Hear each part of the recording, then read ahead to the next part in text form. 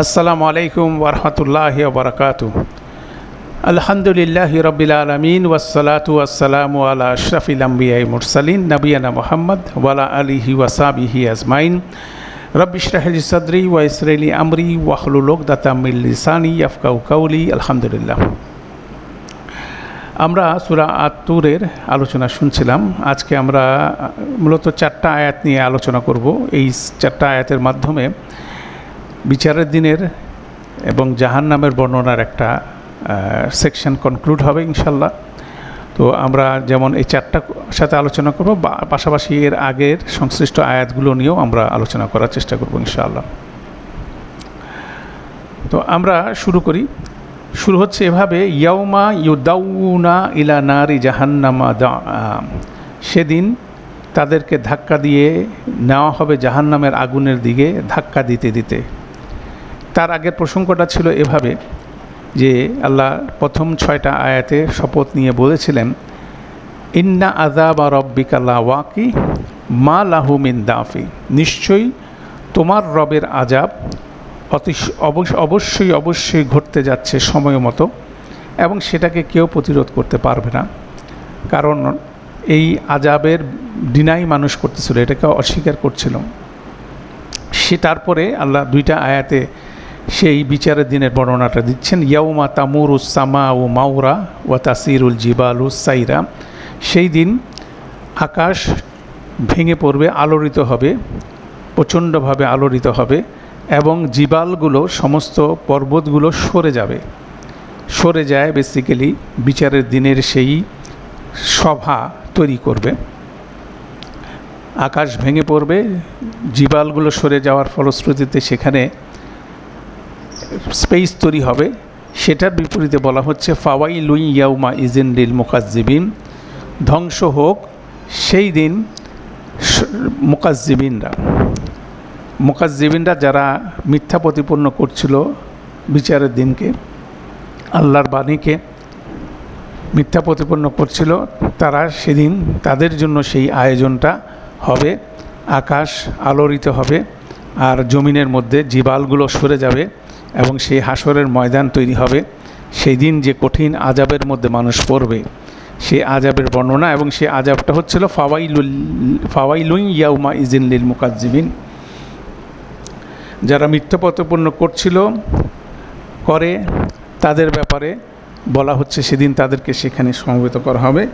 অতএব আকাশ যখন আলোড়িত হবে, পর্বত সরে যাবে, একটা প্রচণ্ড ফোর্স সেখানে কাজ করবে। যারা সেখানে হাজির হবে ডেফিনেটলি তারাও সেটার ইম্প্যাক্ট তাদের উপরে পড়বে। তারপরে সেই জিনিসটার ফলশ্রুতিতে বলা হচ্ছে কারা সেই মুকাজ্জিবিন, আল্লাযিনা হুম ফি খাউদিন ইয়ালাবুন। যারা নিজেদের উইশফুল থিঙ্কিংয়ের মধ্যে তর্ক বিতর্ক করে দুনিয়ার জীবন কাটাচ্ছিল এবং বিচারের দিনকে অস্বীকার করছিল, তাদের জন্য সেই কঠিন পরিস্থিতি তৈরি হবে। সেটা ছিল বিচার দিনের পরিস্থিতি। এই আয়াতে বলা হচ্ছে এই বিচারের দিন অতিক্রম করার পরে তাদের সবাইকে জাহান্নামে নিক্ষেপ করা হবে।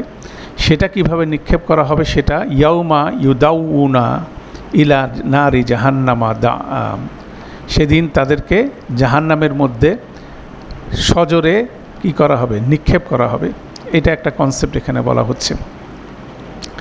এবং নিক্ষেপ করা হবে, তাদের কিছুই করা থাকবে না, তারা অসহায়ের মতো। দুনিয়াতে তারা ডিনাই করছে, তর্ক বিতর্ক করছে, কথা দিয়ে আরেকজনের উপরে চড়াও হচ্ছে, অনেক সময় শক্তি প্রয়োগ করছে। যা কিছু রাসূলুল্লাহ সাল্লাল্লাহু আলাইহি ওয়াসাল্লামের উপর তারা করছিল, সেই জিনিসটাই সেদিন আরগুলো কোনো কাজে আসবে না।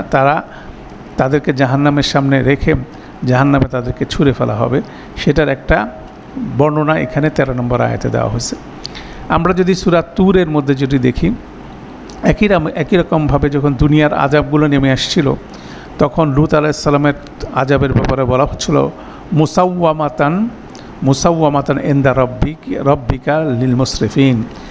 লূত আলাইহিস সালামের কাউমকে মালাইকারা যখন ধ্বংস করছিল, তখন আল্লাহর তরফ থেকে প্রতিটা মুসরিফিন যারা বাড়াবাড়ি করেছিল তাদের বিপরীতে তাদের নাম লেখা এক একটা পাথর তাদেরকে আক্রমণ করেছিল। সেই জন্য মুসাওয়ামাতিন ইনদা রাব্বিকাল লিল মুসরিফিন বলা হয়েছে। দ্যাট মিনস সেখানেও তারা হেল্পলেস, কোনোভাবেই সেই লিখিত পাথর তাদেরকে মিস করে নেই, তারা অসহায়ের মতো সেদিন ধ্বংসপ্রাপ্ত হয়েছিল দুনিয়ার বুকে। একইভাবে যখন আদ জাতির সামনে সেই রিহিল আকিম যখন আঘাত করলো এবং তারপরে সামুদ জাতিকে যখন আল্লাহর আযাব আঘাত করলো, সব প্রচণ্ড শব্দ, তখন ব্যাপার হচ্ছে ফামাস্তাতাউ মিন কিয়ামিন, তারা দাঁড়াতেও সমর্থ হয় নাই, ওয়ামা কানু মুনতাসিম, এবং তাদেরকে কোনো সাহায্যকারী ছিল না। তাহলে যখন দুনিয়ার আযাবও নেমে এসেছিল, সেদিনও তারা অসহায়ের মতো সে আযাবের মুখে অসহায়ের মতো তারা সে আযাবের শিকার হয়েছিল। সেটা যেমন বর্ণিত হয়েছে সূরা তুরে, সূরা জারিয়াতের মধ্যে, এখানে সূরা তুরে বর্ণনা করা হচ্ছে সেরকম একটা বর্ণনা, ইয়াউমা ইউদাউনা ইলা নারি জাহান্নামা দা, সেদিন তাদেরকে জাহান্নামের মধ্যে ছুঁড়ে ফেলা হবে, প্রচণ্ডভাবে ধাক্কা দিতে দিতে তাদেরকে জাহান্নামে ফেলে, কিন্তু তাদের কিছু করার থাকবে না। সেই এক্সপ্রেশনটা এখানে একইভাবে উচ্চারিত হচ্ছে। এখানে একটা ইন্টারেস্টিং বিষয় আমরা এখানে আলোচনা করি, সেটা হচ্ছিল বর্তমান পৃথিবীতে এখন আমরা যেখানে বসবাস করছি, আমাদের ইহকালে আল্লাহ আকাশ জমিনের সব কিছুকে ব্যালেন্স করে রেখেছেন। সূর্য একটা নির্দিষ্ট নিয়মে ঘুরে, পৃথিবী একটা নির্দিষ্ট নিয়মে ঘুরে, সমস্ত বিশ্ব ব্রহ্মাণ্ড বলতে পারেন একটা নির্দিষ্ট আচরণে চলে, সেখানে টোটাল ব্যালেন্স আছে। সেটা ঘড়ির কাঁটার দিকে তাকালে আমরা দেখতে পাই কতটুকু সুন্দর ব্যালেন্সড ওয়েতে আল্লাহ এই পৃথিবীকে কী করতেছেন, অ্যাডমিনিস্ট্রেট করতেছেন। দ্যাট মিন্স মানুষ এবং জিন ছাড়া সবাই কিন্তু ব্যালেন্সড জীবন, ব্যালেন্সড লাইফ বলতে পারেন, যে ব্যালেন্সড অ্যাক্টিভিটি প্রতিপালন করে আল্লাহর নির্দেশক্রমে। শুধুমাত্র একমাত্র মানুষ এবং জিন কী করতেছে, সেই ইমব্যালেন্স তৈরি করতেছে এই দুনিয়াতে, যেটা খুব সুন্দরভাবে সূরা আর রহমানে বর্ণিত আছে। আর বিচারের দিন যখন আসবে, তখন সারা বিশ্ব ব্রহ্মাণ্ড বলতে পারেন, সমস্ত বিশ্ব আল্লাহর সৃষ্টিগুলো কী হবে, ইমব্যালেন্স হয়ে যাবে, এবং সেদিন এই ইমব্যালেন্সের বিপরীতে মানুষ স্ট্রেইট আপ হবে। তাকে মানুষের এবং জিনের মধ্যে ব্যালেন্স যখন চলে আসবে, তখন কেউ আল্লাহর নির্দেশ অমান্য করার সক্ষমতা কারোর মধ্যে থাকবে না। সেই জিনিসটা খুব ইন্টারেস্টিং একটা প্যারালাল, একটা এই জীবন এবং পরের জীবনের মধ্যে যে সুন্দর একটা জিনিস। এই জীবনে মানুষ ইচ্ছামতো ইমব্যালেন্স করতেছে, আর অন্যান্য সৃষ্টি ব্যালেন্সড অবস্থা আছে, আর কিয়ামতের দিন, বিচারের দিন সব কিছু ইমব্যালেন্স হয়ে যাবে, ধ্বংস হয়ে যাবে। সেদিন মানুষ সেই ধ্বংসের বিপরীতে কি মানুষ ব্যালেন্সড হয়ে আসবে, সেটাও একটা সুন্দর অ্যানালজি আছে। পাশাপাশি তারা যে মুকাজ্জিবিন বলা হচ্ছে, ফাওয়াইলু ইয়াউমা ইজিন লিল মুকাজ্জিবিন, বেসিক্যালি তারা আগুনকে ডিনাই করে নাই, বেসিক্যালি তারা বিশ্বাসী হওয়াকে ডিনাই করেছে। কেন বিশ্বাসী হতে গেলেই আমাদের কিছু রেসপন্সিবিলিটি নিতে হবে, কেওয়াস তৈরি করা যাবে না, বিশৃঙ্খলা তৈরি করা যাবে না, দুনিয়াতে আল্লাহ যেভাবে বলছেন সেভাবে চলতে হবে, সেটা তারা কোনোভাবে মানতে রাজি না, মানে তারা কোনো দায়িত্ব নিতে চায় না। যারা অবিশ্বাস করে, যারা মিথ্যা প্রতিপন্ন করে, তাদের মূল সমস্যাটা হচ্ছিল তারা কোনো দায়িত্ব নিতে চায় না। সেই দায়িত্ব নিয়ে নেওয়ার জন্যই তারা কি জাহান্নামকে ডিনাই করে, বিচারের দিনকে ডিনাই করে, মূলত তারা রেসপন্সিবিলিটিকে ডিনাই করে। এটা হলো তাদের মূল রুট কজ, এবং সেই জন্য ফাওয়াইলু ইয়াউমা ইজিন লিল মুকাজ্জিবিন, তাদেরকে বলতেছে তারা জেনে বুঝে কী করতেছে, এটাকে মিথ্যা প্রতিপন্ন করছে। এই আয়াতকে ফলো করে পরের আয়াত যেটা আসছে, বলা হচ্ছিল যখন তাদেরকে জাহান্নামের মধ্যে ইলা নারি জাহান্নামা দা হাজিহিন নারুল্লাতি কুনতুম বিহা তুকাজ্জিবুন, এইটাই ফাওয়াইলু ইয়াউমা ইজিন লিল মুকাজ্জিবিনকে কানেক্ট করে বলতেছেন হাজিহিন নারুল্লাতি, এই হলো সেই নার যেটার ব্যাপারে তোমরা কি করতা, মিথ্যা প্রতিপন্ন করতা। এখানে একটা প্রথম জিনিস ইন্টারেস্টিং বিষয় হচ্ছিল, একটা জিনিস এখানে ঘটছে 13 এবং 14 নম্বর আয়াতের মধ্যে, সেটাকে আমরা বলি ইলতিফাত। প্রথমে বলা হচ্ছিল তাদেরকে জাহান্নামের দিকে ইয়াদউনা, এখানে তাদেরকে জাহান্নামের দিকে তাড়িয়ে নেওয়া যাওয়া হবে, ধাক্কা দেওয়া হবে, ধাক্কা দিতে দিতে তাদেরকে নিয়ে যাওয়া হচ্ছে তাদেরকে। আবার 14 নম্বর আয়াতে বলা হচ্ছে হাজিহিন নারুল্লাতি কুনতুম বিহা তুকাজ্জিবুন, এখানে তোমরাতে চলে আসছে। দ্যাট মিনস এটা সিন পরিবর্তন হচ্ছে। এখানে বলা হচ্ছে সেই দিন জাহান্নামের আগুনের মধ্যে তাদের ধাক্কা দেওয়া হবে, ধাক্কা দিতে দিতে তারপরে সিনটা চলে যাচ্ছে কন্টিনিউয়াসলি জাহান্নামের জায়গায় সিন চলেছে। এই জন্য বলতেছি এখানে সিন পরিবর্তন হয়ে গেছে, মানে দৃশ্যটা পরিবর্তন করে দিচ্ছেন আল্লাহ। তাদেরকে ধাক্কা দেওয়া হবে জাহান্নামের মধ্যে, তারপরে জাহান্নামে যখন তারা পড়বে তখন তাদেরকে বলা হবে হাযিহি নারুল্লাতী কুনতুম বিহা তুকাজ্জিবুন, এই হলো সেই নার যেটার ব্যাপারে তোমরা কি করছিলা, মিথ্যা প্রতিপন্ন করছিলা, এইটাই হচ্ছে সে নার। এটা খুব সুন্দর একটা ইলতিফাত আছে। সেরকম একই রকম ইলতিফাত আপনি দেখবেন, এটা আছে হলো সূরা আরাফের 18 নম্বর আয়াতে এরকম একটা সুন্দর ইলতিফাত আছে। সেখানে শয়তানের সাথে কনভারসেশন হচ্ছে, যেখানে শয়তান এবং মানুষের রূহ জগৎ সব একসাথে হাজির। তখন শয়তানের ব্যাপার হচ্ছে কলা উখরুজ মিনহা, আল্লাহ সুবহানাহু ওয়া তাআলা শয়তানকে বলতেছে তুমি এখান থেকে জান্নাত থেকে বের হয়ে যাও, বেহায়া বিতাড়িত, মাজউমান মাদহুরান, বেহায়া বিতাড়িত, তুমি বের হয়ে যাও।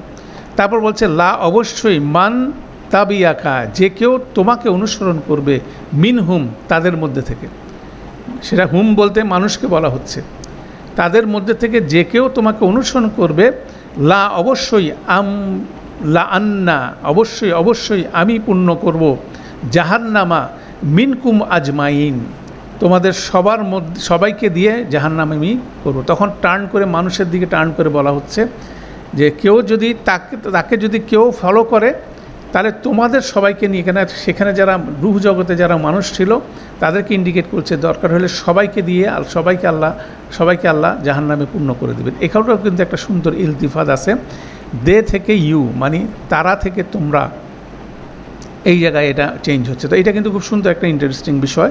তো এখানেও 13 নম্বর আয়াতে বর্ণিত হচ্ছে সেদিন জাহান্নামের আগুনের মধ্যে তাদেরকে ধাক্কা দিতে ধাক্কা দেওয়া হবে, সাথে সাথে যখন তারা সেখানে পড়বে তখন তাদেরকে বলা হবে হাযিহি নারুল্লাতী কুনতুম বিহা তুকাজ্জিবুন।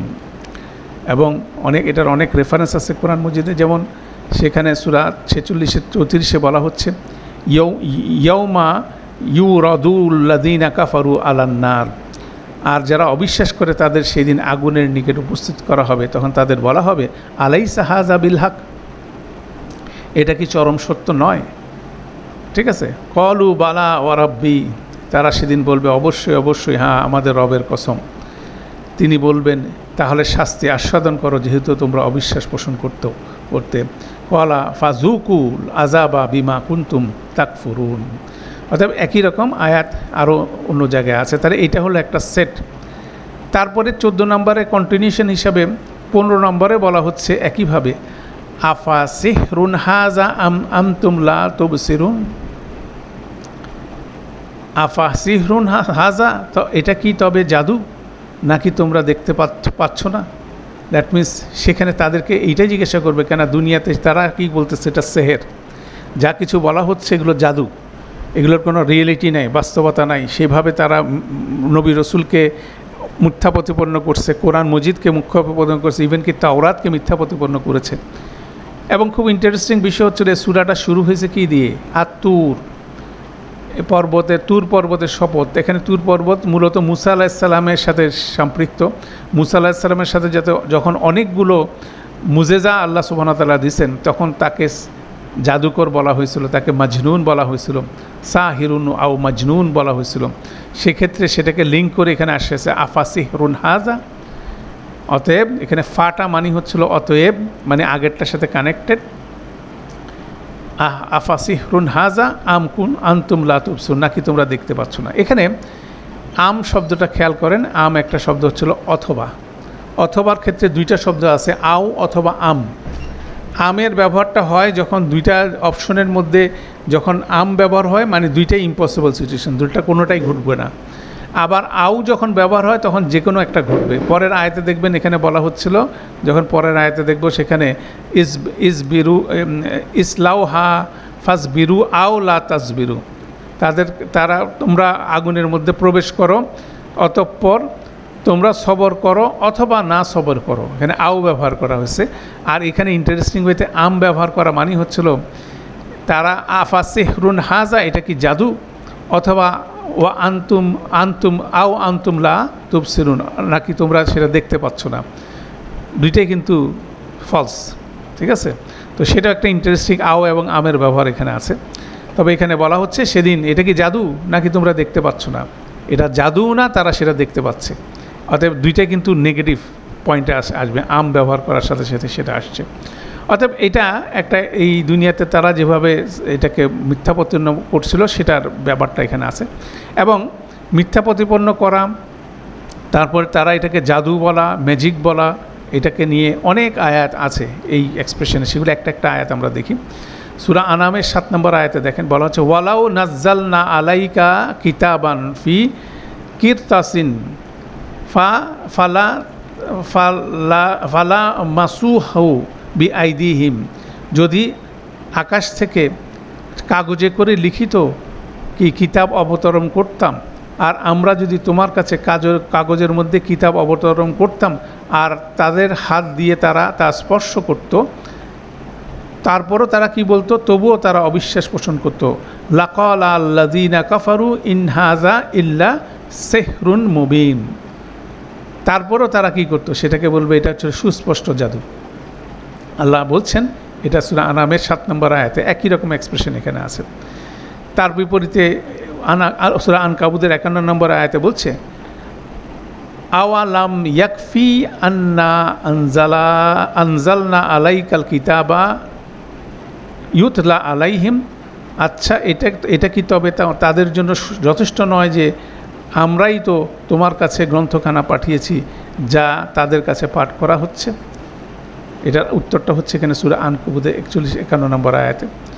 এরপরে আরও আয়াত আছে সূরা ফাতিরের 14 নম্বর আয়াতে বলা হচ্ছে আর যদি আমরা তাদের জন্য আকাশের দরজা খুলে দেই আর তাতে তারা আরোহণ করতে থাকে, তবুও বলবে আমাদের চোখে ধাঁধা লেগেছে, আমরা তো বরং মোহাচ্ছন্ন দল হয়েছি।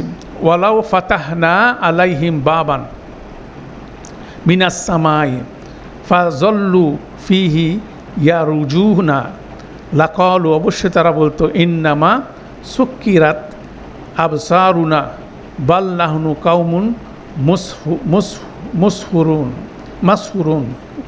মাসহুরুন, যে তাদের কাছে যদি আকাশের দরজা খুলে দেওয়া হয় তাদের উপর, তারা যখন আরোহণ করবে, তারা যদি এরকম আরোহণও করে, তারপরে তারা কি বলবে আমাদের চোখে ধাঁধা লেগেছে, আমরা মোহগ্রস্ত হয়ে গেছি, আমরা জাদুগ্রস্ত হয়ে গেছি, তারপরে তারা কি করবে না, এটা বিশ্বাস করবে না, তাই না? অতএব আফাসিহরুন হাজা, এটারই এক্সপ্রেশনগুলো এখানে আছে। আরেকটা দেখি আমরা, বলা হচ্ছিল এক্সপ্রেশন হচ্ছিল এটা হচ্ছে শেষে আফাসিহরুন আমতুন লা তুবসিরুনের আরেকটা রিলেটেড আয়াত এখানে আমরা দেখি সূরা আরাফের 198 আয়াতে বলা হচ্ছে আর যদি তোমরা তাদের আহ্বান করো সৎ পথের দিকে তারা শোনে না, আর তুমি তাদের দেখতে পাও তারা তোমার দিকে তাকিয়ে আছে কিন্তু তারা তোমাকে দেখতে পায় না, তাই পাবে না। বা ইন তাদউহুম ইলাল হুদা লা ইয়াসমাউ, যদি তুমি তাদেরকে হেদায়েতের দিকে দাঁড়াও তারা শুনবে না। ওয়া তারাহুম, তুমি দেখবে তাদেরকে ইয়াজুন্নুনা, তারা লক্ষ্য করছে ইলাইকা, তোমার দিকে, অথচ ওয়াহুম লা ইউবসিরুন, অথচ তারা তোমাকে দেখছে না। ঠিক আছে না? এটা হচ্ছে তাদের যে বিষয়টা সেটা এখানে বলা হচ্ছে। আফাসিহরুন হাজা ওয়া আনতুম লা তুবসিরুন, এই আয়াতের একটা সুন্দর তাফসির বলতে পারেন সূরা বনী ইসরাইলের 89 থেকে 93 নম্বর আয়াত। এটাও আমরা আজকে একটু পড়ে দেখব এখানে কিভাবে তারা আল্লাহর আয়াতগুলোকে আসছে আর এগুলোকে ডিনাই করছে এবং তারা বিভিন্ন রকম মুজিজা দাবি করছে, সেটার বিপরীতে আল্লাহ কিভাবে রেসপন্স করছেন সেটার একটা সিরিজ আলোচনা হচ্ছিল 89 থেকে সূরা বনী ইসরাইল 17 নম্বর সূরার 89 থেকে 93 নম্বর আয়াতে। শুরু হচ্ছে এভাবে, ওয়ালাকাদ, অবশ্যই সাররাফনা লিন্নাসি ফি হাযাল কুরআনা মিন কুল্লি মাসাল, আর আমরা অবশ্যই লোকদের জন্য এই কোরআনের সব ধরনের দৃষ্টান্ত বিশদভাবে বর্ণনা করেছি। ফা আবা আকসারুন নাসি ইল্লা কাফুরা, কিন্তু অধিকাংশ মানুষই প্রত্যাখ্যান করা ছাড়া আর সব কিছুতেই অসম্মত। দ্যাট মিনস তারা সবগুলো প্রত্যাখ্যান করেছে। কলু, তারা বলে লান নুকমিনা লাকা, আমরা তোমার কথা মেনে নিব না, হাত্তা তাফরুজা লানা মিনাল আরদি ইয়ানবুআন, আর তারা বলে আমরা কখনোই তোমাদের বিশ্বাস করব না যতক্ষণ না তুমি পৃথিবী থেকে আমাদের জন্য একটি ঝর্ণা উৎসারণ করো। অথবা তাকুনু লাকা জান্নাতুন মিন নাখিলিন আও নাখিলিন ওয়া ইনাবিন ফা তুফাজ্জিরাল আনহারা খিলালাহা তাফজিরান। আর না হয় তোমার জন্য থাকুক খেজুরের ও আঙ্গুরের বাগান, যার মধ্যে তুমি ঝর্ণারাজি উচ্চারিত করে বইয়ে দিবে। মানে রসুল্লাহ সাল্লাহ সাল্লামকে বলতেছে তোমার জন্য হইলে একটা বাগান আনো দেখি। আও অথবা তুমি আকাশকে আমাদের উপরে নামাবে খণ্ড বিখণ্ড করে, যেমন তুমি ভাবো। যেমন বলা হচ্ছে না, ইয়াউমা তামুরুস সামাউ মাউরা, তা আকাশ যেমন খণ্ড বিখণ্ড আলোড়িত হয়ে যাবে, তুমি আকাশে আমাদের উপরে নামাবে খণ্ড বিখণ্ড করে, যেমন তুমি ভাবো। নতবা তুমি আল্লাহকে ও ফেরেশতাগণকে সামনাসামনি নিয়ে আসবে। আও তুসকিতু সামা কামা জাআমতা আলাইনা কিসফা আও তাতিয়া বিল্লাহি ওয়াল মালাইকাতি কাবিলা বলা হচ্ছে। তাহলে সেই জিনিসটাও তারা বলতেছে। তারপর একই সিরিজে তারা বলছে আও অথবা নয়তো তোমার জন্য হোক একটি সোনার তৈরি ঘর, অথবা তুমি আকাশে আরোহণ করবে, আর আমরা কখনো তোমার আরোহণে বিশ্বাস করব না যতক্ষণ না তুমি আমাদের জন্য এক কিতাব নামিয়ে আনো যা আমরা পড়তে পারি। এইভাবে তারা একটার পর একটা মিরাকেল আল্লাহর কাছে তার রসুল সাল্লাল্লাহু আলাইহি সাল্লামের কাছে বিপরীতে দাবি করছে। এটার বিপরীতে আল্লাহ বলছেন, বলো সকল মহিমা তোমার প্রভু, আমি কি একজন রসুল ছাড়া অন্য কিছু? কুল সুবহানা রাব্বি হাল কুনতা ইল্লা বাশারান রসুলা, আমি একজন রসুল, মানুষরূপী রসুল ছাড়া আর কিছু নাই।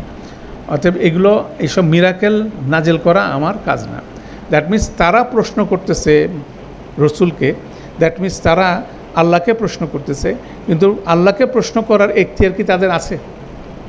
আল্লাহ বরং তাকে যখন সৃষ্টি করছে তখন বলছে আলাস্তু বিরাব্বিকুম, আমি কি তোমাদের রব না?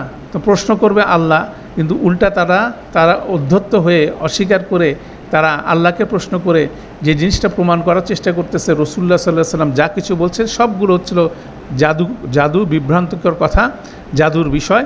অতএব সে জাদুটা সে আরও দেখাক না কেন?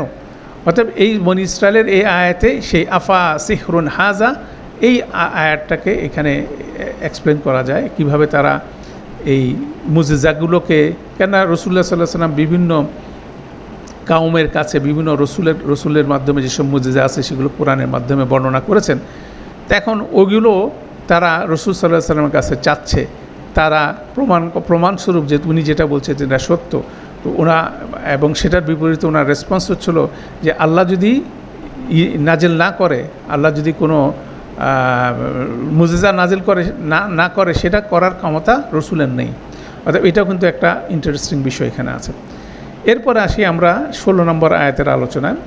বলা হচ্ছে ইসলাউহা ফাসবিরু আউলা তাসবুরু সাওয়াউন আলাইহিম ইন্নামা তুজজাউনা মা কুনতুম তা'মালুন।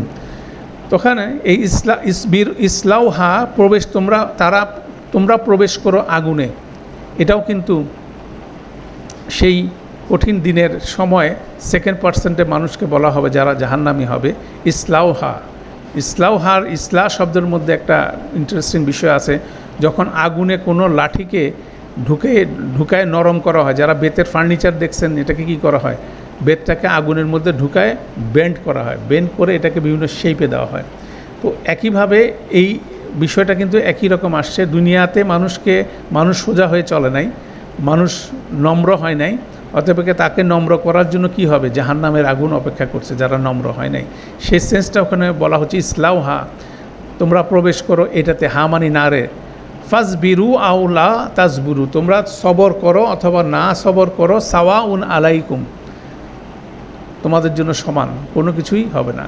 এই জাহান্নামের আগুনের মধ্যে ব্যাপারে সবর করার ব্যাপারে আরেকটা সুন্দর আয়াত আছে সূরা বাকারা 175 নম্বর আয়াতে, উলাইকাল্লাযিনা ইশতারাউ দালালাতা বিল হুদা ওয়া আযাবা বিল মাগফিরা ফামা আযবারুহুম আলান নার। নারীর উপর কতই না ধৈর্য তাদের, যারা দুনিয়াতে কি করে, হেদায়েতের বিপরীতে পদভ্রষ্টতা কিনে এবং ক্ষমার বিপরীতে আযাব কিনে। এই কাজটা যারা করে তাদের বিপরীতে বলা হচ্ছে মূলত মুকাজ্জিবিন, যারা জেনে বুঝে সত্যকে অস্বীকার করে, যারা কিতাব বিকৃত করে, তাদেরকে এই গ্রুপের মধ্যে নেওয়া হয়েছে।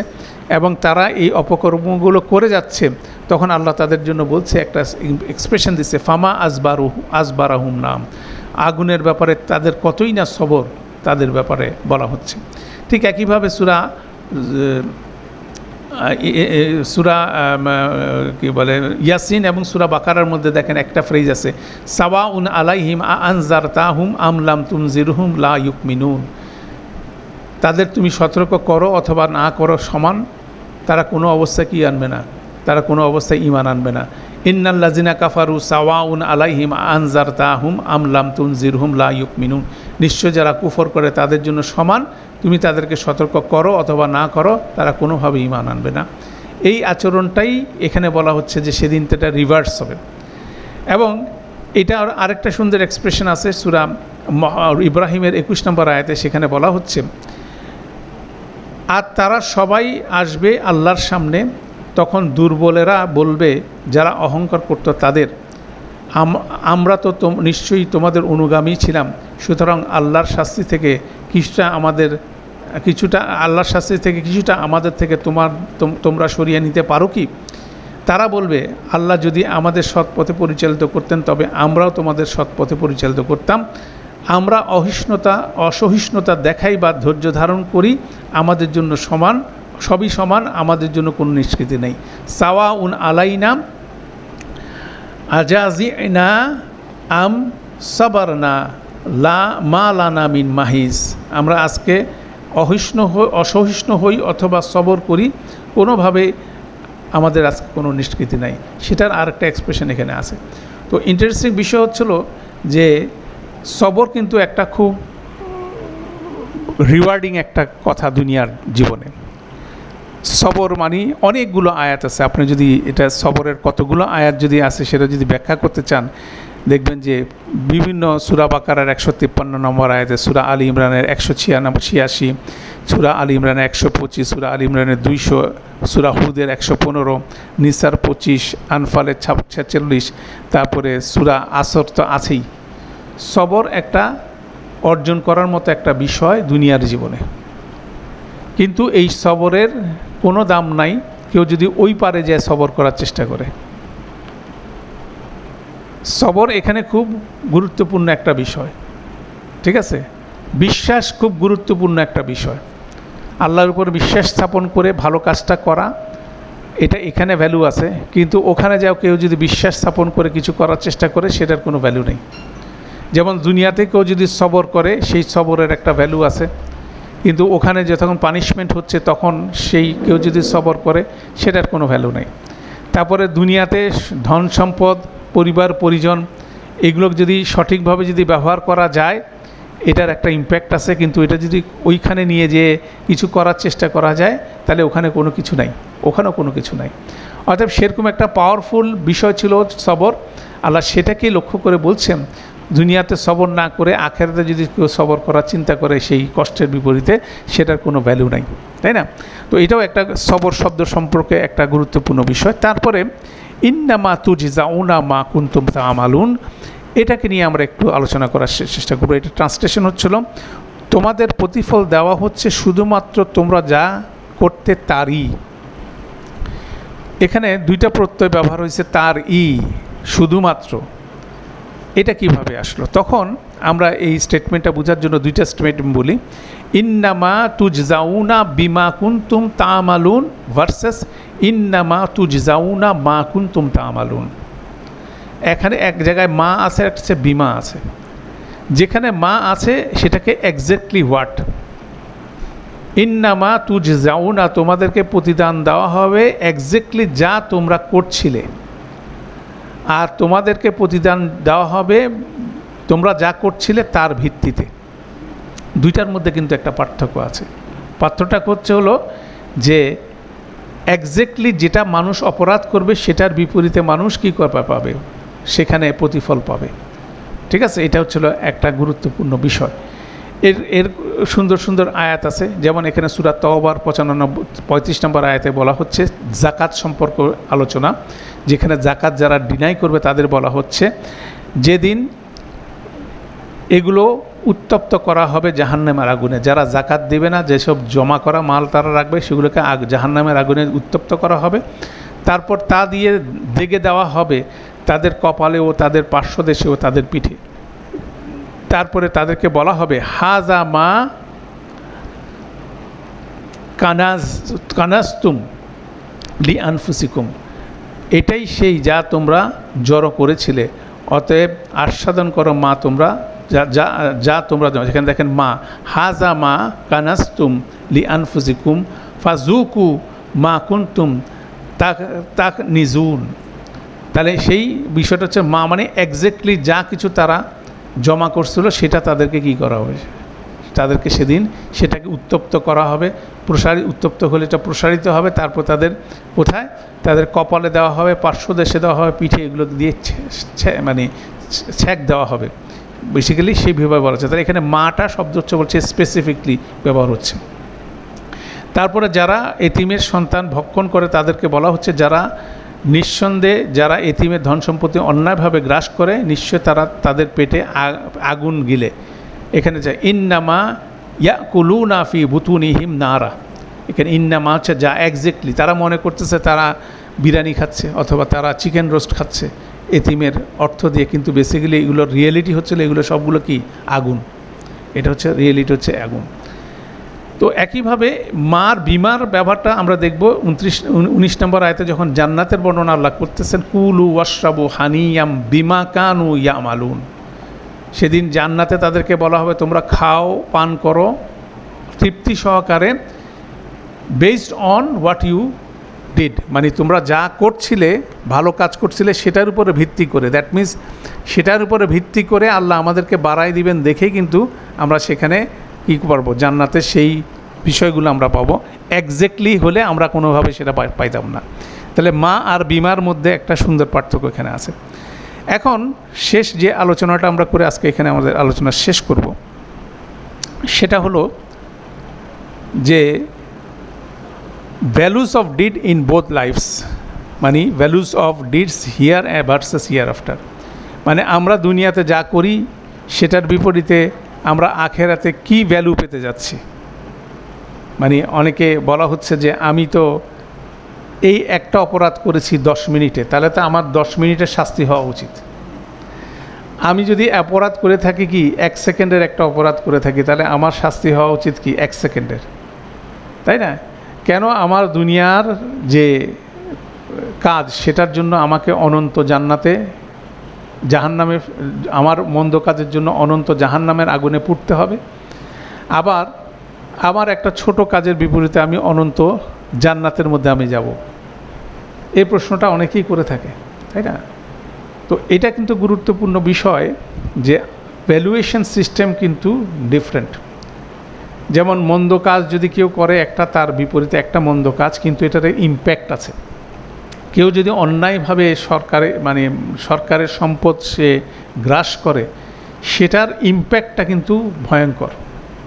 একটা ব্যক্তি যদি ঘুষ খেয়ে সে যদি অনৈতিক কাজ করে, ধরেন একটা সে ঘুষ খেয়ে শুধুমাত্র একটা ব্রিজ সে ডিফেক্টিভ বানায় নাই, পাশাপাশি সে কী করছে, সে ঘুষের টাকা দিয়ে কি করছে, আরও লোকের অধিকার হরণ করছে। সেটা একদিকে যখন সে আহরণ করছে সেদিকে একবার অধিকার হরণ করছে, তখন সে যখন ব্যয় করতেছে সে আরেকভাবে সেটার ইম্প্যাক্ট আছে। তো অতএব প্রতিটা মানুষের যে দুর্নীতির কথা যদি আমরা চিন্তা করি, একজন ডাক্তার সাহেবের দুর্নীতি, একজন ইঞ্জিনিয়ার সাহেবের দুর্নীতি, একজন রিক্সা চালকের দুর্নীতি, একজন ব্যবসায়ী দুর্নীতি, এটার ইম্প্যাক্ট যদি আপনি দেখেন, সামাজিক ইম্প্যাক্ট, অর্থনৈতিক ইম্প্যাক্ট যদি দেখা যায়, সেটার বিশাল ইম্প্যাক্ট কাজ করে। অথচ আমাদের কাছে মনে হয় সে হয়তো বা 5,000 টাকার দুর্নীতি করলো, কিন্তু এটার ইম্প্যাক্ট অনেক ভয়াবহ হতে পারে। তাহলে একজন মানুষ যখন পরিবেশের মধ্যে দূষণ করে, পরিবেশে যখন পরিবেশ দূষণের কোনো যখন কাজ করে, সেটা কিন্তু অনেক, যেমন ধরেন এখন ঢাকা শহরে যদি আপনি দেখবেন যে আপনি রাস্তায় রাস্তায় হাঁটতে পারতেছেন, এত দুর্গন্ধ।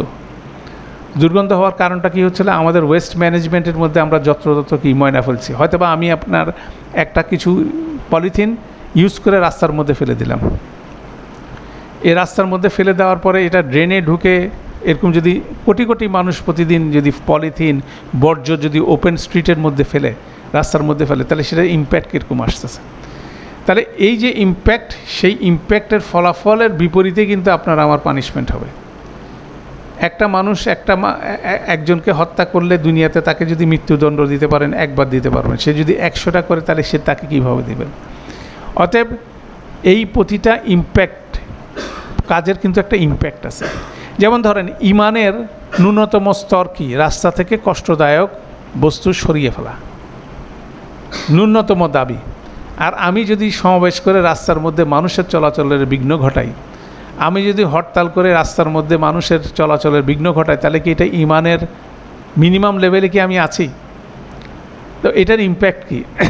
ইম্প্যাক্ট অ্যানালাইসিস প্রায়শই আপনি দেখবেন পত্রিকা আসে, ঢাকা শহরের যানজটের মূল্য হচ্ছে কত হাজার কোটি টাকা বা কত লক্ষ কোটি টাকা। ইম্প্যাক্ট অ্যানালাইসিস তো মানুষ নিজেরাই করে। তাহলে সেই ইম্প্যাক্ট অ্যানালাইসিসের বিপরীতেই বেসিক্যালি কি হবে, আমরা যা করছি এক্সাক্ট যা ইম্প্যাক্ট হবে সেটার প্রতিদান আমাদের কি দেওয়া হবে। সেই জন্য মা কুনতুম তা'মালুন বলা হচ্ছে, তাই না? মা কুনতুম তা'মালুন। যেমন ধরেন সূরা বাকারার সূরা ইয়ের মধ্যে আসেন, সূরা হুজুরাতের মধ্যে আসেন, গীবত যদি কেউ বলে, সেটা মনে হচ্ছে যে খুব কি ছোট একটা 2 মিনিটের কাজ, 1 মিনিটের কাজ। সেটার বিপরীতে বলা হচ্ছে ইউহিব্বু আহাদুকুম আন তাকুলা লাহমা আখিহি মাইতান ফাকারিহতুমুহু। গীবতের বিষয় হচ্ছে কেউ কি পছন্দ করবে তার মৃত ভাইয়ের গোস্ত খাওয়ার ব্যাপারে পছন্দ করবে?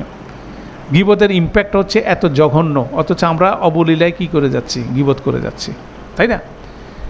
অথচ আল্লাহর ভ্যালুয়েশন সিস্টেমে দেখা যাচ্ছে যেগুলো জঘন্য রকম আচারে, কেমন যেমন সে কী করতেছে, সে নিজে কুলসিত হচ্ছে, তার চিন্তা চেতনা, সে আরেকজনকে কুলসিত করতেছে, এবং দুজন যখন কুলসিত হচ্ছে তাদের কর্মকাণ্ড সব কিছু মিলে সব প্রভাবিত হচ্ছে।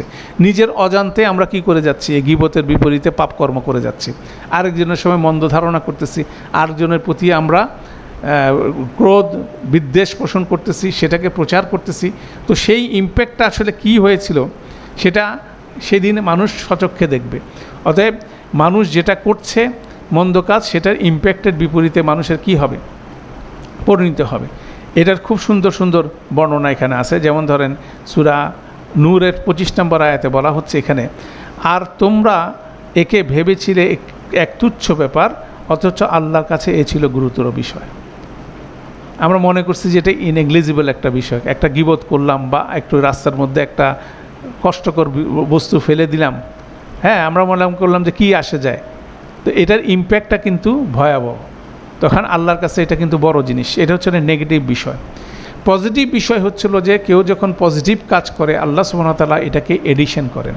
ওয়াল্লাহু ইউদাইফু লিমান ইয়াশা, এবং আল্লাহ বাড়িয়ে দেন যে তিনি যেভাবে চান। যেমন আল্লাহর রাস্তায় কেউ যদি খরচ করে, সেটার তুলনা কি, মাসালুল লাযিনা ইউনফিকু আমওয়ালাহুম ফি সাবিলিল্লাহি কামাসালি হাব্বা আনবাতাত সাবা সানাবিলা ফি কুল্লি সুম্বুলাতিন মিয়াতে হাব্বা। কেউ যদি আল্লাহর রাস্তায় খরচ করে, তার উপমা হচ্ছিল একটা শস্য দানার মতো। সেখান থেকে 60টা শীষ এবং প্রতিটা শীষে 100 দানা, দ্যাট মিন 700 গুণ এটা বেড়ে যাবে। তারপর হচ্ছে ওয়াল্লাহু ইউদাইফু লিমান ইয়াশা, এবং আল্লাহ এটাকে বাড়ায় দিবেন আল্লাহর মতো করে। কারণ ওয়াল্লাহু ওয়াসিউন আলিম, তিনি হচ্ছিল সবচেয়ে বেশি সম্প্রসারণ করেন এবং তিনি সব কিছু জানেন যে কে আল্লাহরকে সন্তুষ্টির জন্য কী কী কী দান করলেন। দ্যাট মিনস গুড ডিডসকে আল্লাহ কী করেন, অনেক গুণে বাড়িয়ে দেন। তো সেই অনেক গুণে বাড়িয়ে দেওয়ার বিপরীতেই মানুষ কী পাবে, মানুষ আনলিমিটেড জান্নাত পাবে, খালিদিনা ফিহা।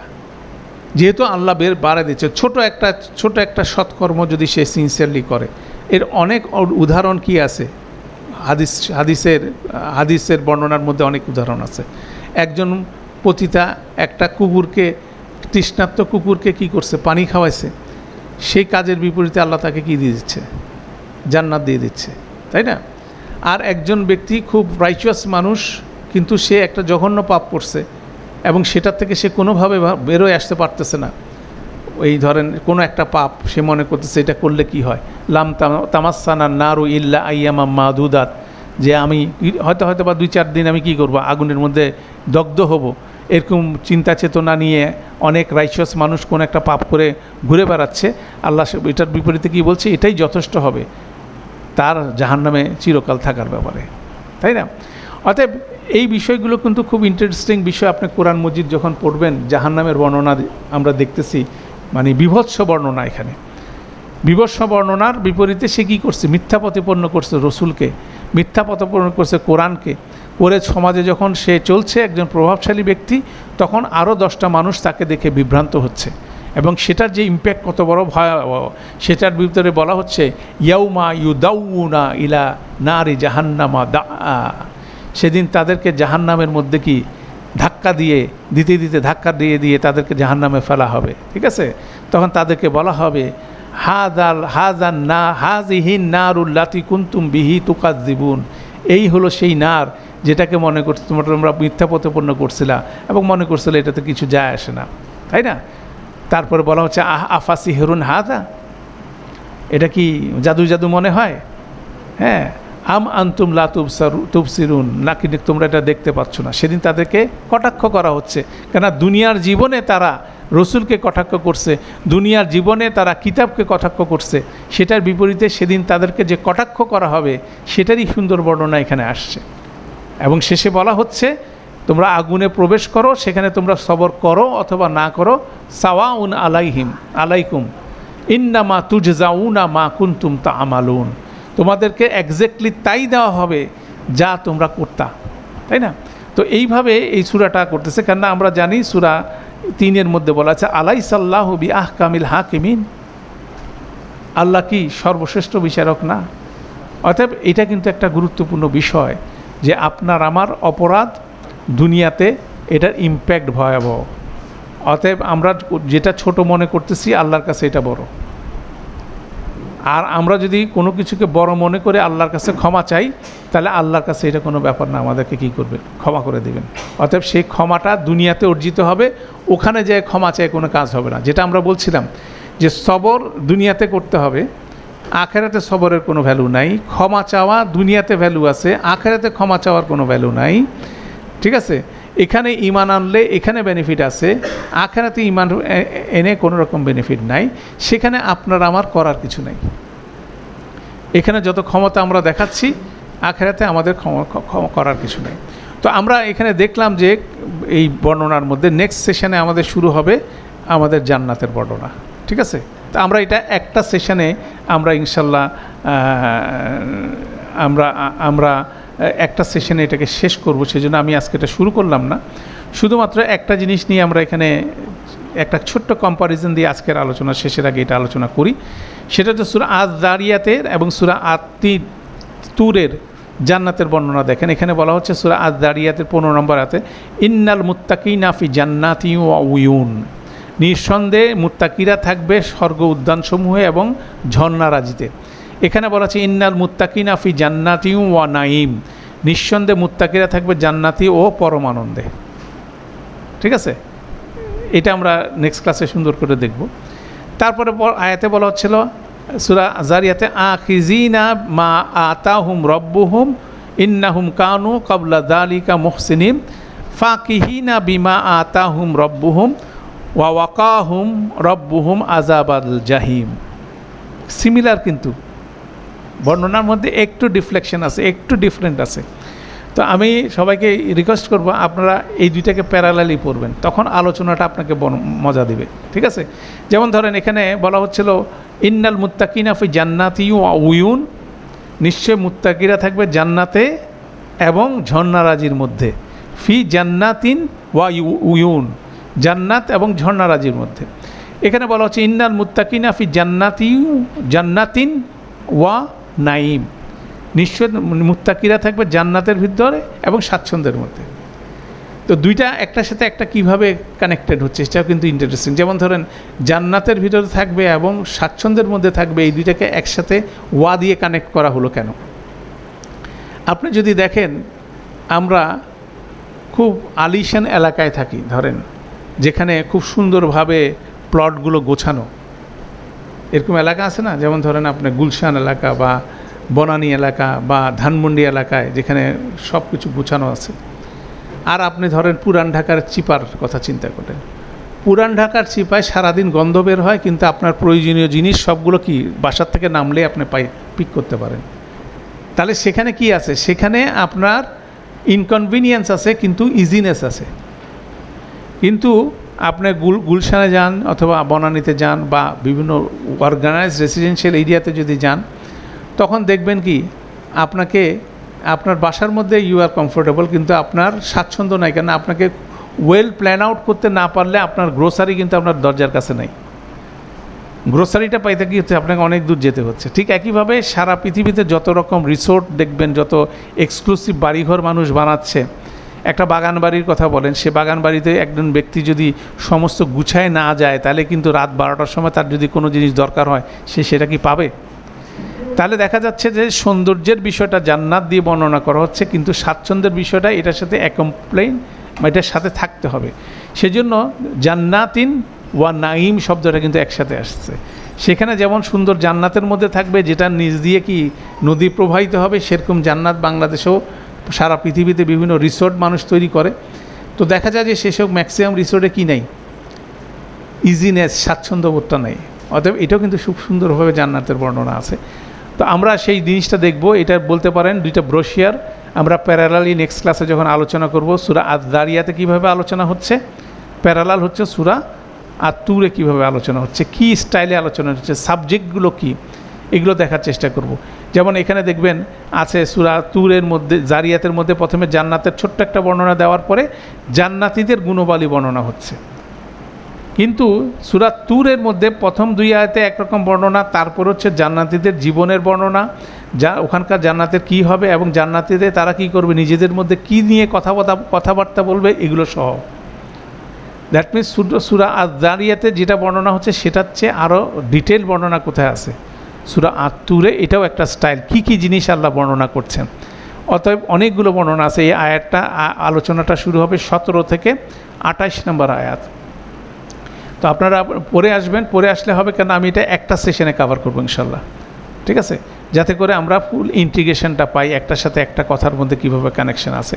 তাহলে জাহান্নামের বর্ণনা, বিচারের দিন শাস্তির বর্ণনার পাশাপাশি জান্নাতের বর্ণনা দিচ্ছেন আল্লাহ। তারপর এটাকে কনক্লুড করে আরও কিছু আছে ইনশাল্লাহ।